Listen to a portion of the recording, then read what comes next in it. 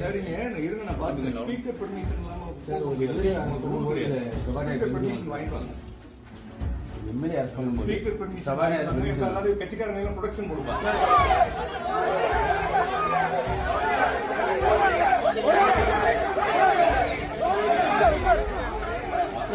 Speaker permission எதுக்கு நீங்க என்ன ரீசனுக்காக இந்த எம்எல்ஏ இப்ப கைது செஞ்சிருக்காங்க, இவர் என்ன பேசினாரு அப்படின்றத இந்த வீடியோவை நீங்க பாத்துட்டு வாங்க. அதன் பிறகு வந்து நம்ம சட்ட ரீதியா வந்து டிஸ்கஸ் பண்ணலாம்.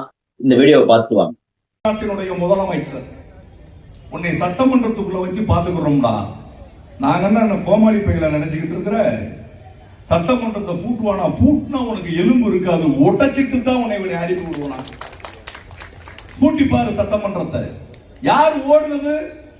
அரெஸ்ட் பண்ணிடுவான்னு சொல்லி நைட்டோட நைட்டா நீ தான் கேரா வேண்டல, யார வச்சுக்கிட்டு நீ ஓடுன கரூர்ல இருந்து. நாங்க ஒன்னும் பயந்து ஓடல. சட்டமன்றத்தில் நாங்க பயந்து ஓடணுமா?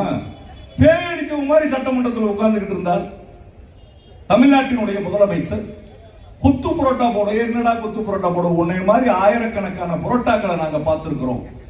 இந்த வீடியோல எம்எல்ஏ அவர்கள் வந்து அரெஸ்ட் பண்றப்ப சபாநாயகர், அதாவது ஸ்பீக்கர் கிட்ட வந்து நீங்க பர்மிஷன் வாங்கினீங்களா, நான் எம்எல்ஏ அப்படின்னு சொல்றாரு. ஒரு எம்எல்ஏவை கைது செய்யும் போது ஒரு குற்ற வழக்குல சபாநாயகர் கிட்ட பர்மிஷன் வாங்கணுமா அப்படின்னு சொல்லிட்டு அரசியலமைப்பு சட்டத்திலையும் பிஎன்எஸ் சட்டத்திலையும் சொல்லியிருக்காங்கன்னு பாத்தீங்கன்னா அப்படி எதுவுமே கிடையாது. சட்டமன்ற மரபுகளின் விதிமுறைகளின் அடிப்படையில வந்து பாத்தீங்கன்னா ஒரு எம்எல்ஏ ஒரு குற்ற வழக்குல வந்து கைது செய்யும் போது இந்த மாதிரி இந்த எம்எல்ஏவை நாங்க கைது செஞ்சிட்டோம் அப்படின்னு சொல்லிட்டு ஒரு இன்டிமேஷன் வேணா வந்து அந்த கைது செய்த காவல்துறை அதிகாரி வந்து கொடுக்கலாமே தவிர்த்து பர்மிஷன் வாங்கிட்டு தான் அரெஸ்ட் பண்ணணும் அப்படின்ற ஒரு விஷயங்கள் வந்து சட்டத்துல இல்ல.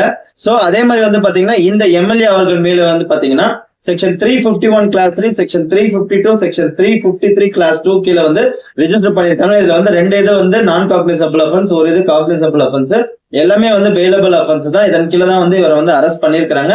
அதே மாதிரி இன்னொரு விஷயங்கள் பாத்தீங்கன்னா இந்த எம்எல்ஏ அவர்கள் வந்து பேசின பேச்சு வந்து நீங்க பார்த்திருப்பீங்க முன்னாடியே.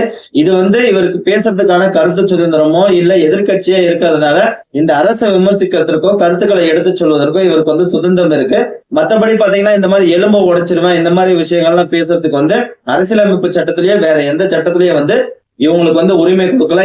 ஏன்னா தமிழக முதலமைச்சர் அவரு, இந்த மக்களுடைய பிரதிநிதி அவரு, மக்களுடைய நாயகன் அவரை இந்த மாதிரி வந்து பேசுறது முதல் விஷயங்கள் வந்து தவறுதான். இந்த மாதிரி மிரட்டும் தோணியிலையும் இந்த மாதிரி மிரட்டல் விடுக்கிற விஷயங்களும் ஏற்கனவே ஒரு எம்எல்ஏ ஒருத்தர் அனிதா ராதாகிருஷ்ணன் சம்திங் நினைக்கிறேன், அவரையும் வந்து இதே மாதிரி அவதூறு பரப்புனாங்கன்னு சொல்லிட்டு இப்பதான் கண்டிஷன் பெயில்ல வந்தாங்க. இந்த ஜென்சின்னு சொல்லிட்டு அந்த டீமையும் சொல்லிட்டு அவங்களுமே வந்து இப்ப கண்டிஷன் பெயில்ல வெளியே வந்திருக்காங்க.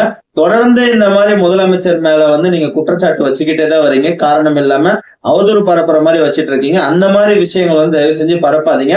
ஆக்கப்பூர்வமான கருத்துக்களை முன்வைங்க. ஆட்சி வந்து ஏதாவது தப்பா பண்றாங்களா இல்ல சொன்ன விஷயங்களை செய்யல, இந்த மாதிரி விஷயங்களை கருத்து ரீதியா வந்து நீங்க எதிர்கொள்ளுங்களே தவிர்த்து பர்சனல் அட்டாக்கும் அதே மாதிரி வந்து பாத்தீங்கன்னா மிரட்டுற மாதிரியும் நாங்க தான் கெத்து அப்படின்ற மாதிரி வந்து பேசுறதுக்கான இடமும் களமும் வந்து இது கிடையாது. ஏன்னா சட்டத்தினுடைய ஆட்சி நடக்குது, கண்டிப்பா சட்டப்படியான நடவடிக்கை எடுப்பாங்க. இதன் பிறகு வந்து மாற்றுக் கட்சியோட தலைமை வந்து நடவடிக்கை எடுக்கணும், இதை பற்றி வந்து டிஸ்கஸ் பண்ணுவாங்கன்னு நினைக்கிறேன்.